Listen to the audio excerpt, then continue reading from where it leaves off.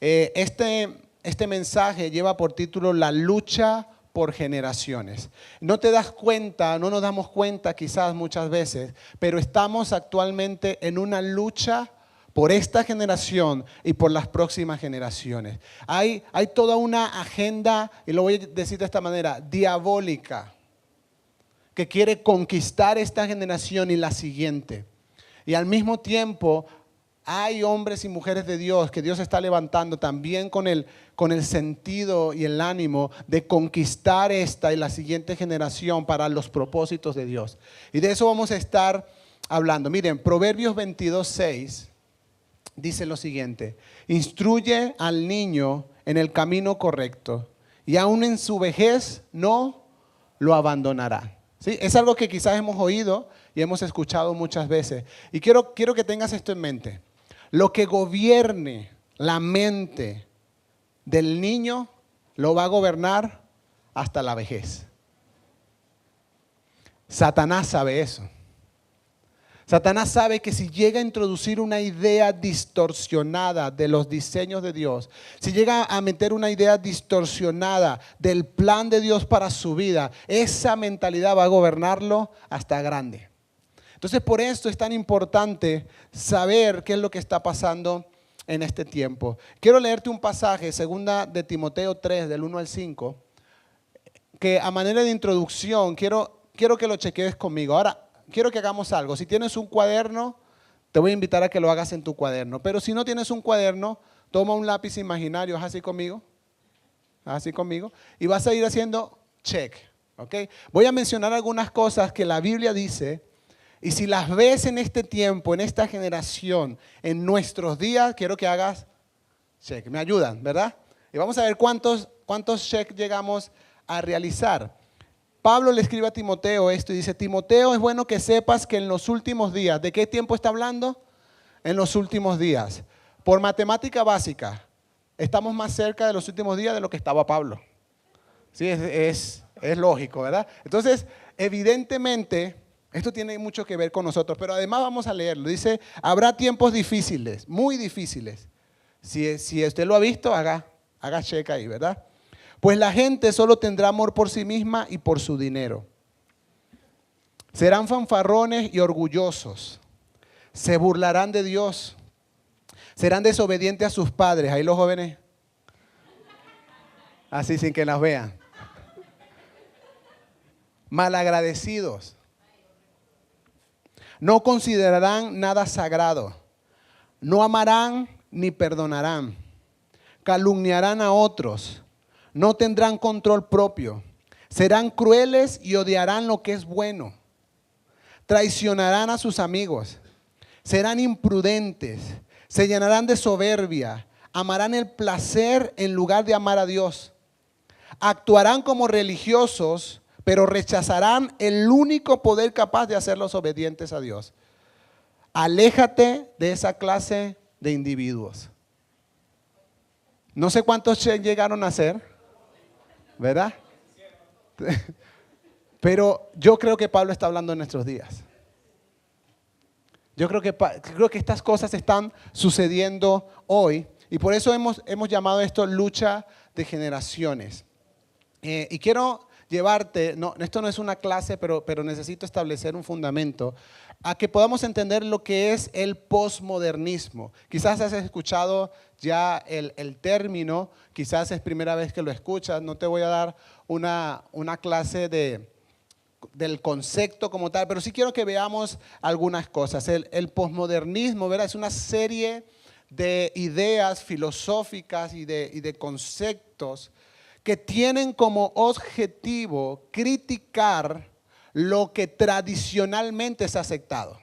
De hecho, hablan de tener disrupción a los conceptos tradicionales de la sociedad. Eso en conceptos no suena mal, porque creo que hay cosas que hay que reevaluar, ¿sí? Gracias a esto, voy a decir algo con cuidado, gracias a esto es que empezaron a surgir algunas personas en las iglesias y dijeron: pastor, ¿y por qué es que no me puedo poner pantalón? ¿De dónde salió eso? ¿No? Pero el tema con la cultura y que lo que se está estableciendo, porque Pablo está diciendo algo muy muy claro. Va a haber una señal en la cultura en general que va a decir, estos son los últimos días. Y vamos a ver cómo la iglesia puede ir en contra de esto. Y vamos a tener algunas ideas acerca de este posmodernismo, ¿verdad? Que tiene la intención de nuevo de criticar lo que tradicionalmente ha sido aceptado y sobre todo algunos específicamente diseños establecidos por Dios. Y voy a mencionarte rápidamente algunas de estas ideas, ¿verdad? Está el humanismo, que no es algo nuevo, que determina el hombre es casi Dios o Dios, porque el hombre puede determinar su propio destino. El humanismo es una filosofía que afirma que los seres humanos tienen el derecho y la responsabilidad de darle sentidos a sus vidas, y dependiendo de cómo se sienten, cómo perciben las cosas y las realidades, pueden interactuar con las otras personas y pueden exigir ciertas cosas de otras personas. Hay conceptos como el relativismo, ¿ok? Que no es otra cosa que cada uno tiene su verdad. No hay un Dios, ni tampoco hay una verdad absoluta. Y no hay diseños únicos. Este es el relativismo. No existe tal cosa como diseños únicos, sino que dependiendo de cómo también cada uno puede tener su propia verdad, y cada uno puede establecer su propia estructura de verdades, incluso a nivel moral en su propia vida. Está el hedonismo, que habla de la búsqueda de placer inmediato, satisfacción a los instintos carnales. Y es algo que estamos viendo. ¿Y por qué lo menciono? Porque no es solo algo que está viviendo la iglesia, es algo que está viviendo el mundo. No es algo que solamente estamos viendo nosotros porque somos creyentes. No, en el mundo entero está pasando, pero está afectando de tal manera a la iglesia que empezamos a ver que estas cosas empiezan a suceder también dentro de la iglesia.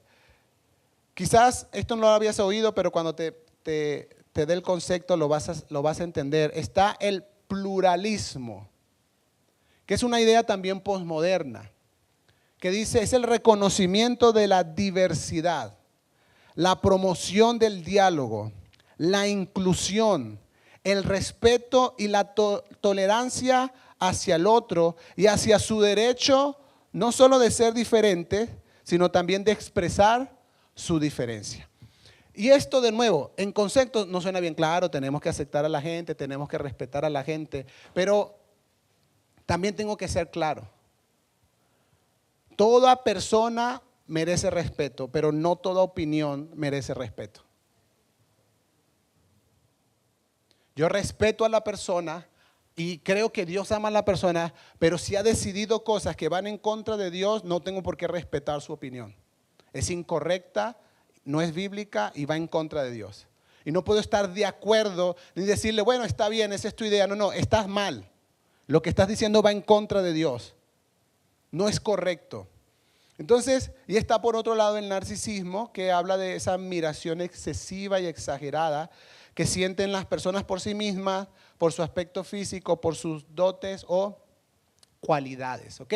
Y estas son cosas que estamos viendo, parte de estas ideas que tienen un solo sentido: transformar conceptos y distorsionar diseños.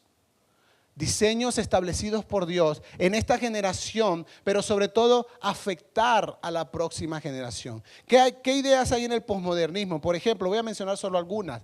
¿Qué dice acerca del matrimonio? Bueno, las ideas ustedes lo han visto, si tienen celulares y redes sociales lo han visto. El matrimonio ya se ha tomado como una cosa más. Da igual con quién te casas, hombre con hombre, mujer con mujer. Da igual si te casas con un animal, con un árbol, con una muñeca, con una mujer de realidad virtual. Y estas son las noticias que más auge empiezan a tener, que empezamos a ver. ¿Cuál es el propósito de esto? Que el joven, el niño y la sociedad actual llegan a la conclusión de que el matrimonio no es importante. De que da igual, de que no es un diseño importante, porque al final puedes hacerlo cuando quieras, como quieras, con quien quieras, donde quieras, y no tiene ninguna relevancia. Pero Dios estableció algo. Jesús lo dijo de esta manera, Mateo 19, del 4 al 6, dice, Jesús respondió, ¿no han leído las Escrituras?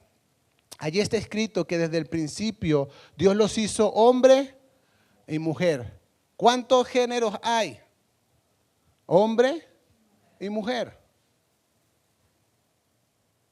No sé, no me importa lo que la sociedad diga.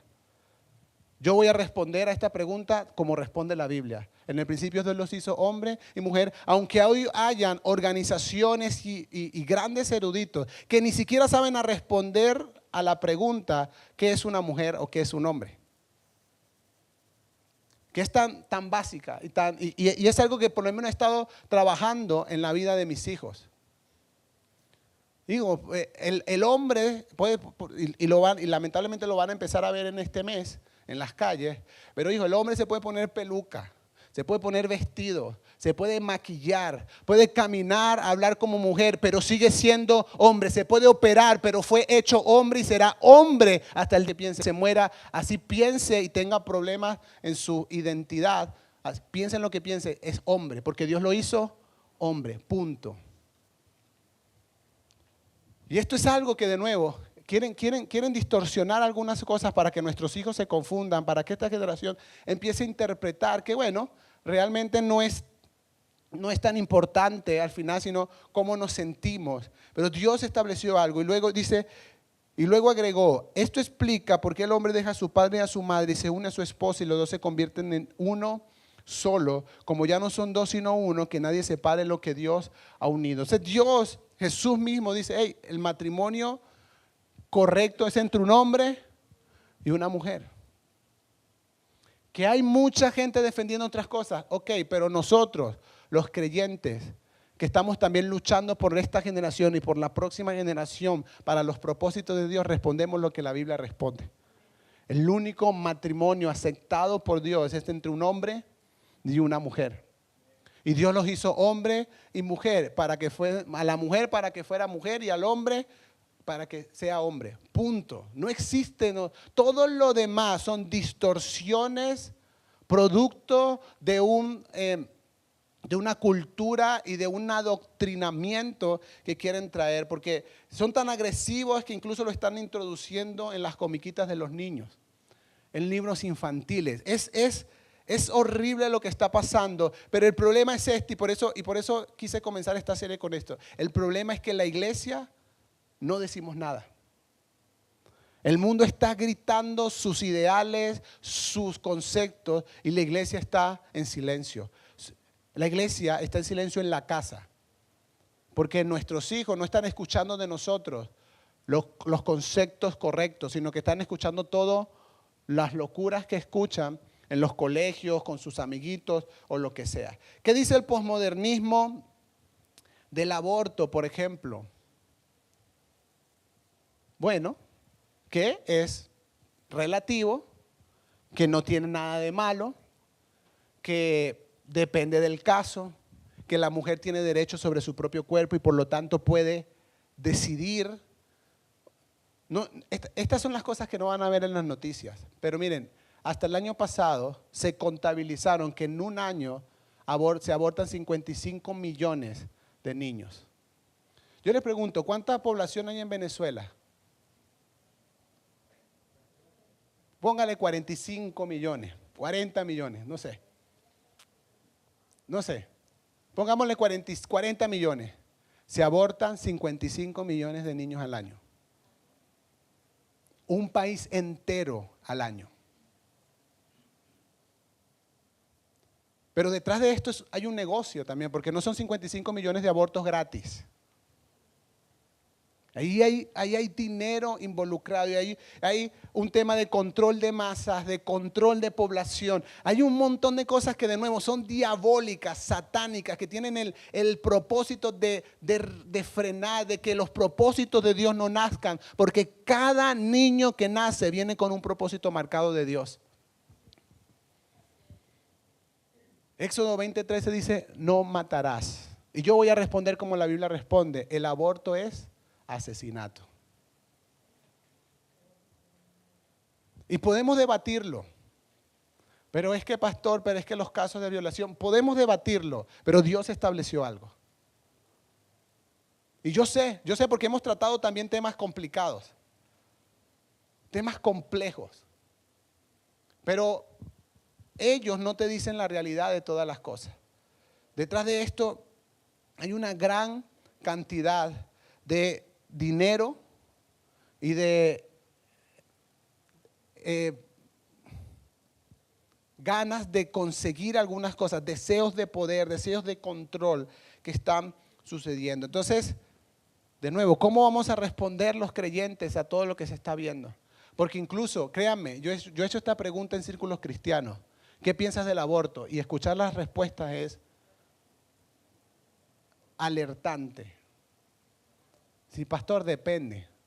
No, es que no depende. Dios estableció algo en su palabra.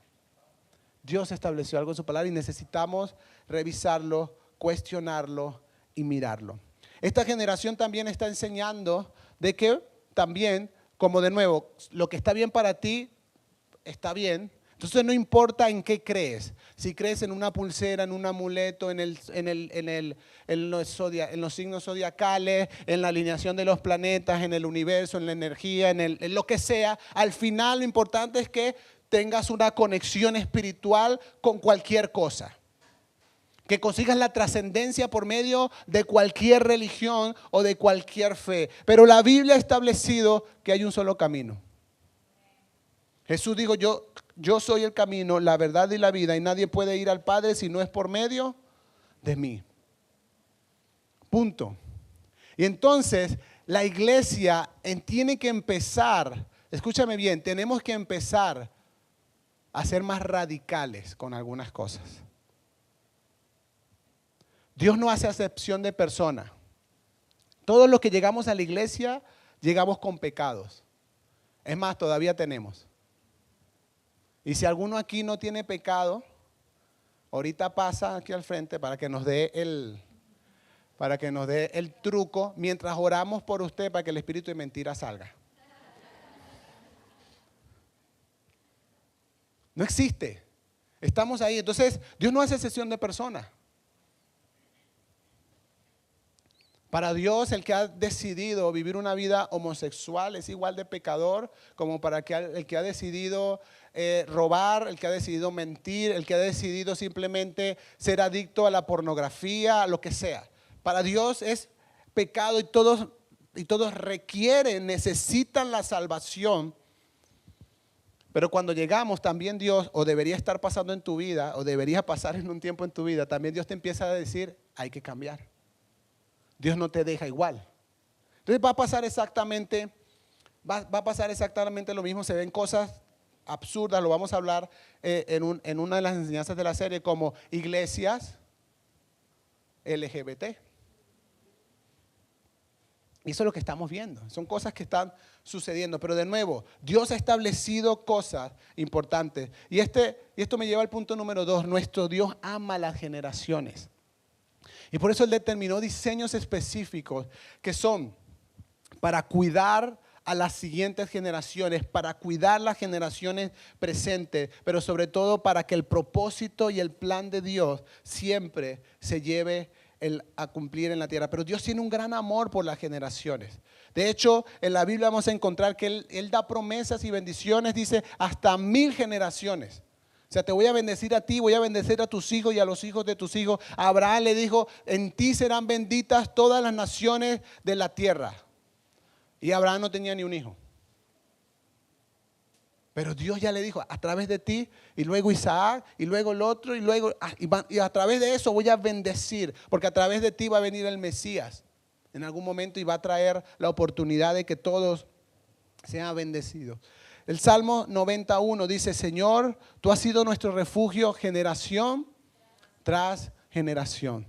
Porque nuestro Dios, a diferencia de lo que la sociedad hace, nuestro Dios es el mismo, ayer, hoy y por los siglos. No hay sombra de variación en Él. Entonces Él es el mismo Dios de amor, de perdón, de salvación para todas las generaciones. Lo han visto las generaciones anteriores, lo estamos viendo nosotros y lo verán las generaciones siguientes. Y Jesús es esa personificación perfecta de Dios.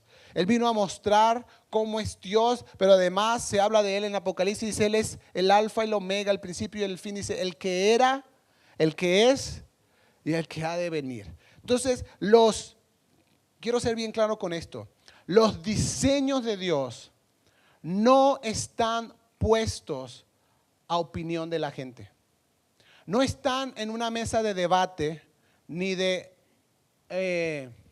discusión. Dios ha establecido las cosas y solo hay dos opciones, aunque el mundo diga que hay muchas más. Solo hay dos opciones. O te alineas a lo que Dios ha establecido o vas en contra de lo que Dios ha establecido. Punto. O te haces amigo de Dios y decides amarlo y amar sus principios, o te haces enemigo de Dios decidiendo ir en contra de lo que Dios ha establecido. No existe otra cosa, familia. Bíblicamente no existe otro punto en el que podamos ver esto. La visión de Dios es multigeneracional. No solo ve generaciones futuras, también ve las que están hoy. También ven lo que está pasando en cada generación. Y la pregunta es, ¿cómo está nuestra visión en cuanto a eso? ¿Por qué? Porque todo lo que te he contado, ya, tú lo has visto. Yo lo he visto en las redes sociales, en las noticias. Y la mayoría de los creyentes decimos, bueno, mientras no afecte a mis hijos, no me importa. No tienes hijos, pero tienes nietos, pero no tienes hijos, pero o tus hijos ya están grandes, no están pequeños, pero tus nietos están pequeños todavía. O no has tenido hijos, pero tienes primitos, tienes sobrinos, no sé. Tu propia familia, que empiece el adoctrinamiento a afectarlos, incluso a generaciones mayores. La Biblia dice en el Salmo 78, del 1 al 7, dice, pueblo mío, atiende a mi enseñanza, presta oído a las palabras de mi boca. Mis labios pronunciarán parábolas y evocarán misterios de antaño. Dice el versículo 3, cosas que hemos oído y conocido y que nuestros padres nos han contado. Voy a parar ahí. Iglesia, la educación de tus hijos no depende del sistema educativo del país. No depende de la estructura educativa del país. No es responsabilidad de la iglesia. Es tu responsabilidad. Es tu responsabilidad decirle a tus hijos lo que Dios ha establecido. Que no solamente se lo digan, porque aquí se lo dicen. Los niños están ahorita ya y están viendo qué ha establecido Dios para la familia. Pero no es suficiente. Necesita que su papá y su mamá le digan, hijo, Dios ha establecido las cosas porque tienen un propósito, porque tienen un porqué, porque Dios es Dios y punto. Porque Dios establece las cosas y nosotros tenemos que sujetarnos y someternos a ellas. Dice, no las esconderemos de sus descendientes. Hablaremos a la generación venidera del poder del Señor, de sus proezas y de las maravillas que ha realizado. Él promulgó un decreto para Jacob, dictó una ley para Israel, ordenó a nuestros antepasados enseñarlos a sus descendientes, para que los conocieran las generaciones venideras y los hijos que habrían de nacer, que a su vez lo enseñarían a sus hijos, y así ellos pondrían su confianza en Dios y no se olvidarían de sus proezas, sino que cumplirían sus mandamientos. Y ahí quiero que vayamos al punto número 3. ¿Por qué Dios ha establecido entonces la familia? Y voy a tomarme 5 minutos, 7 minutos para que hablemos. Dios ha establecido la familia para preservar las generaciones. Para que toda la familia en la dinámica de ser familia pueda crecer, pueda seguir conociendo a Dios, pero sobre todo para preservar a las generaciones siguientes. Es lo que Dios ha establecido para que la iglesia, que es una gran familia, llena de familias, puedan ser la vacuna contra lo que hoy el mundo quiere establecer en este tiempo. Pero de nuevo, necesitamos entender cómo lo está viendo Dios y las cosas que ha establecido Dios. Porque el mundo nos sigue bombardeando con mensajes distintos, con mensajes diferentes. Y casi que nos convencen a algunos. De bueno, esto no suena tan mal, no suena tan loco. No, pero ¿qué dice Dios? ¿Qué dice la Biblia? ¿Y cómo funciona eso en mi familia? Deuteronomio 6, del 6 al 7 dice, y estas palabras que yo te mando hoy estarán en tu corazón y diligentemente las enseñarás a tus hijos. Diga conmigo diligentemente. Claro, hay que hablar. No existe otra manera, sino hablando. Nuestros hijos necesitan oírnos, hablarles y decirles, yo no puedo suponer o dejar a la inteligencia de mis hijos, que ellos se van a dar cuenta que Dios es importante para mí porque me ven todos los días haciendo lo que hago. No, yo tengo que decirles, hijo, Dios es lo más importante para mí. Tomo decisiones pensando en Dios y tomo decisiones para honrar a Dios. Yo no tengo que solo que lo vea como ejemplo, sino que también lo escuche de mi boca. Y me gusta esta palabra, diligentemente, porque también lo hablaba en la primera reunión, lo quiero mencionar ahora porque es importante, porque también nosotros hemos visto que llegan muchos jóvenes a la iglesia solos, sin papá, sin mamá. Son los únicos de su familia que están viniendo a la iglesia. Y entonces, con algunos he tenido la conversación de, yo les estoy dando ejemplo, yo estoy dando testimonio de la obra de Dios y les tengo que decir, qué bueno que estás haciendo eso, pero tienes que hablar. Tienes que decirle a tus papás lo que Dios está haciendo en tu vida. Tienes que contarle a tus abuelos el Dios al que has conocido y por el cual vienes y por el cual amas y por el cual te levantas temprano. Tienes que hablarlo, porque cuando hablamos de generaciones, yo no solamente me refiero a la siguiente, obviamente tenemos que preservarla, pero también esta. Y a veces es el joven el que llega, pero es el joven el instrumento de Dios para llevar salvación a esa casa. A veces son los niños que los invitaron a una reunión, a una actividad de la iglesia y luego le dicen a los papás, quiero que me lleves a la iglesia porque quiero estar en la escuela. Y termina el papá aquí sentado al primero a regañadientes y luego, porque está acompañando al hijo. Es que Dios ama las generaciones. Dios ama las generaciones. Pero quiero que te quede claro esto. Necesitamos enseñar. Necesitamos hablar, necesitamos comunicar. Lo que no hablamos no tiene trascendencia. Lo que no hablamos no tiene impacto. Lo que no hablamos no transforma. Y quiero romper con esa idea peligrosa en la iglesia cristiana. El testimonio es importante, pero testimonio sin comunicación no es evangelio. El evangelio se tiene que comunicar. El evangelio se tiene que hablar. Obviamente tengo que vivirlo. Obviamente la gente tiene que ver que hay coherencia. Pero yo tengo que tomar a mi hijo y decirle, hijo, nosotros creemos en esto. Y tiene que llegar un momento en tu vida. Y Isaac es el primero que dice, no, yo ya lo hice. Sí, hijo, yo sé que ya lo hiciste. Pero tiene que llegar un momento más adelante en el que tú nuevamente decidas amar al Señor o no. Él tiene que no solo ver lo que vivimos nosotros en casa, sino escuchar. Necesitamos enseñarles, necesitamos hablarles a todos los que están en nuestra casa. Y parece curioso, y por eso lo tengo anotado ahí, parece curioso que hoy es extraño e incluso incómodo en algunos escenarios sentarnos como familia en una mesa y hablar, conversar. Es como incómodo porque todos nos sentamos, entonces como ya se perdió un poco la costumbre y todos están en el celular, ¿verdad? Entonces de repente, bueno, miren, no vamos a usar celular, vamos a hablar. Es como, ay, y esto y lo otro. Y yo espero que no sea la realidad de todos, pero eso está pasando. En la familia no hay comunicación.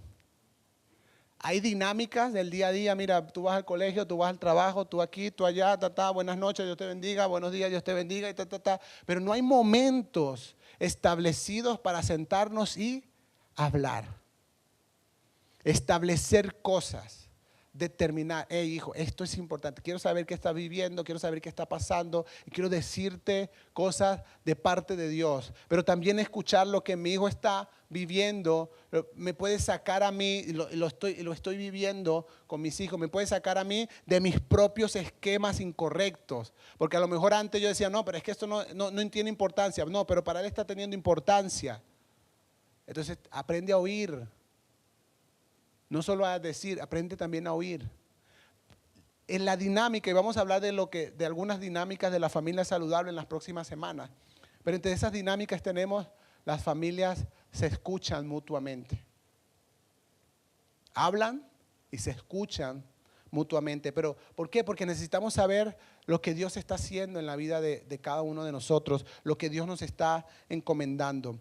En Jueces 2, del 8 al 10, hablan de la realidad que vivió Josué, sucesor de Moisés, que vieron esta generación que eran niños cuando salieron de Israel, pero luego se volvieron, la generación que entró con Josué se volvieron grandes porque la generación anterior murió y solo sus hijos, los que habían dicho que iban a sufrir muerte, son los que van a entrar. Toda esa generación de Josué y toda esa generación que entró a la tierra prometida, que vio cosas que usted y yo nunca hemos visto. Vieron el maná, vieron a las codornices llenar la tierra, vieron la columna de fuego, vieron la nube, vieron todo. Vieron el mar abrirse, el Jordán, vieron muchas cosas de parte de Dios. Ellos conocían a Dios, pero miren lo que pasó. Josué, hijo de Nun, siervo del Señor, murió a la edad de 110 años y lo sepultaron en Tinat-Jerez, tierra de su heredad, en la región montañosa de Efraín, al norte del monte de Gaz. También murió toda aquella generación y surgió otra que no conocía al Señor ni sabía lo que él había hecho por Israel. La siguiente generación una generación fue suficiente para que Dios desapareciera. Y quiero que sepas, estamos a una generación de que Dios desaparezca de la historia. Ya empezó a salir de los colegios. Estamos en una generación en la que incluso nos empiecen a prohibir hablarles de Dios a los niños. Porque es adoctrinamiento cuando ellos lo están adoctrinando con otras ideas. Eso ya está sucediendo en algunos lugares. Y quiero que leas este versículo conmigo de lo que Dios establece también para los últimos días. Porque comencé con el texto de Timoteo que dice, en los últimos días habrá, y ustedes hicieron varios check, ¿verdad? Pero Dios también pone lo que va a suceder en los últimos días con la iglesia. Okay, esto es lo que va a suceder en el mundo y Pablo le dice a Timoteo, con esa gente no te juntes. Hechos 2:17 dice, sucederá que en los últimos días también, dice Dios, derramaré mi espíritu sobre todo el género humano y los hijos y las hijas de ustedes profetizarán. Tendrán visiones los jóvenes y sueños los ancianos. ¿Cuántas generaciones ven ahí?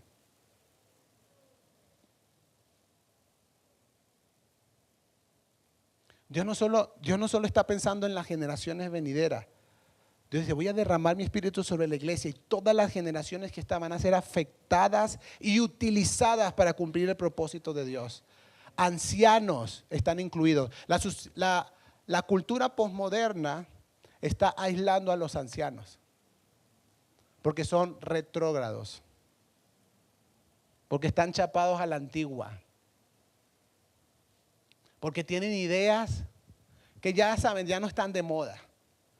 Ya son como, y es como no saben usar un celular.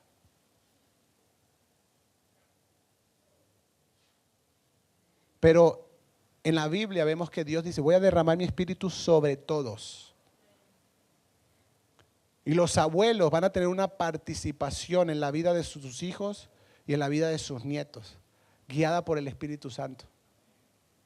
Y los padres van a tener una influencia no solo sobre sus hijos, sino sobre la generación de niños en general que Dios nos permita tener. En la mañana contaba algo que nos ha estado pasando. Isaac está en un equipo de básquet y normalmente, bueno, vamos a los juegos, no sé qué, pero ¿qué se consigue normalmente uno en esto? Muchas mamás y pocos papás a los que van a ver. Bueno, porque los papás están ocupados o simplemente no están.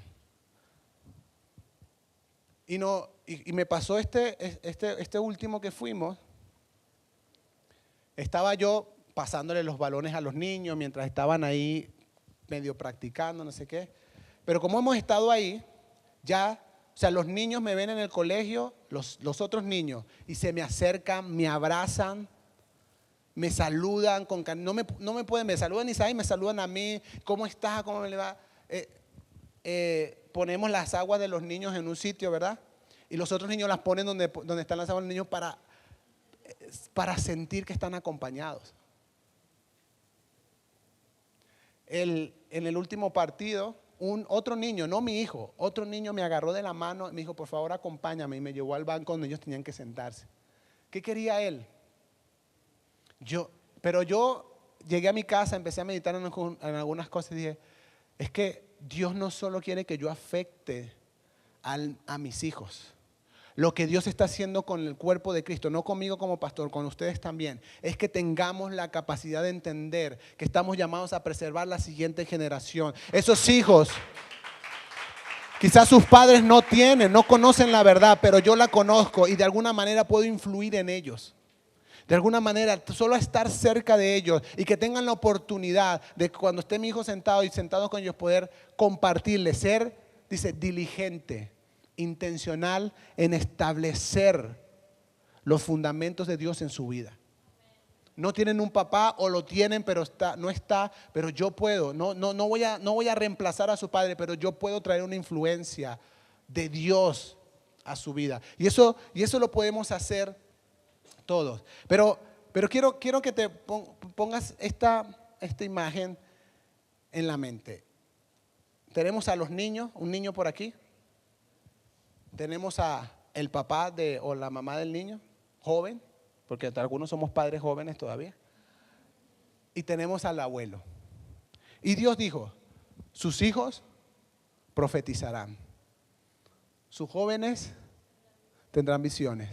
Y sus ancianos soñarán.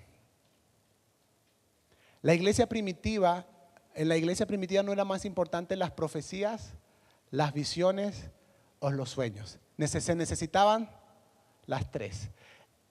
Y Dios en su sabiduría dijo, porque Dios no hace las divisiones generacionales que hacemos nosotros. Esto es la generación X, la generación Y, no sé qué van a hacer cuando se acaben las letras.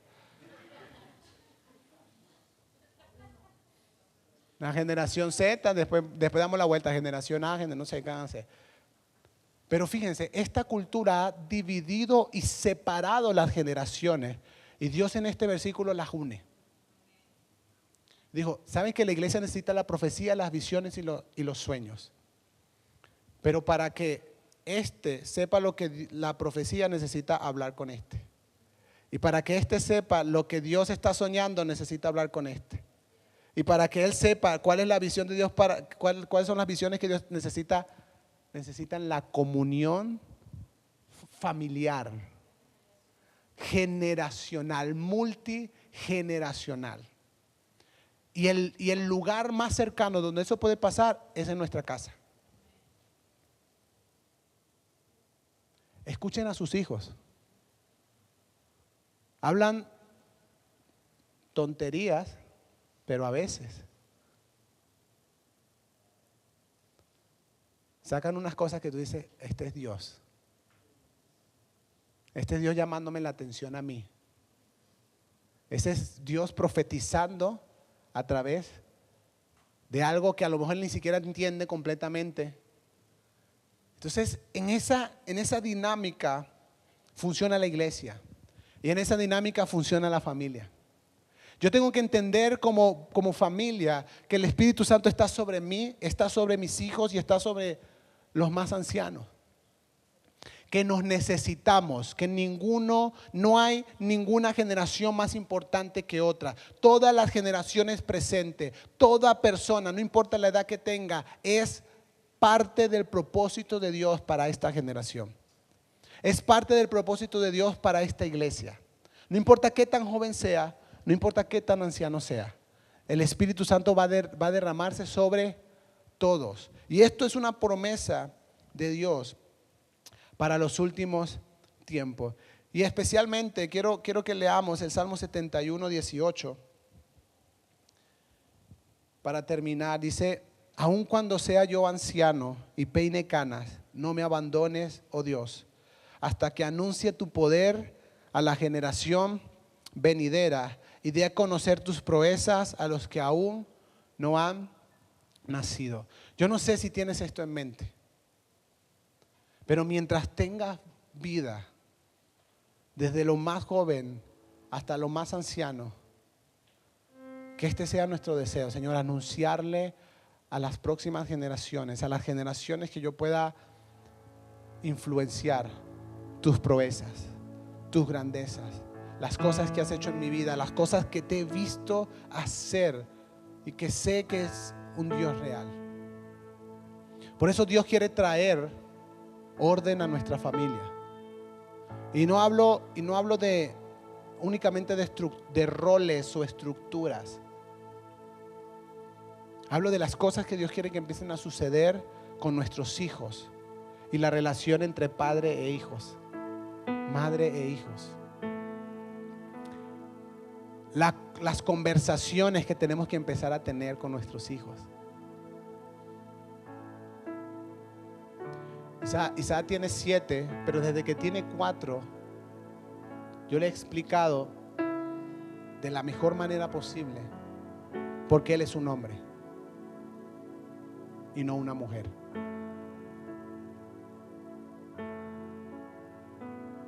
Y que no existe una posibilidad en toda su vida de volverse mujer, porque Dios lo hizo hombre. Yo no puedo esperar a que tenga 15 años para hablarle de eso. Tengo que decírselo desde ahora. Y muy fácil, de acuerdo a su edad, pero desde que tenía 4 años, ¿qué hacíamos en la casa? Le decíamos: Isaac, ¿qué tienes allá abajo? Eso te dice que Dios te hizo hombre. Punto. Sin meternos en la parte de los cromosomas y todo, pues ya cuando esté más grande me pongo un poco más técnico. Pero es simple y lo entiende. Y ya Isaac, cuando ve este tipo de cosas que se ven en la calle, la última vez nos pasó, me dice así: papá, eso era un hombre vestido de mujer. Y yo: sí, hijo, exactamente, eso era un hombre vestido de mujer. Pero él no tiene dice, ¿eso era una mujer o un hombre? No, papá, eso era un hombre vestido de mujer. Sí, lamentablemente, pero eso no es el diseño de Dios.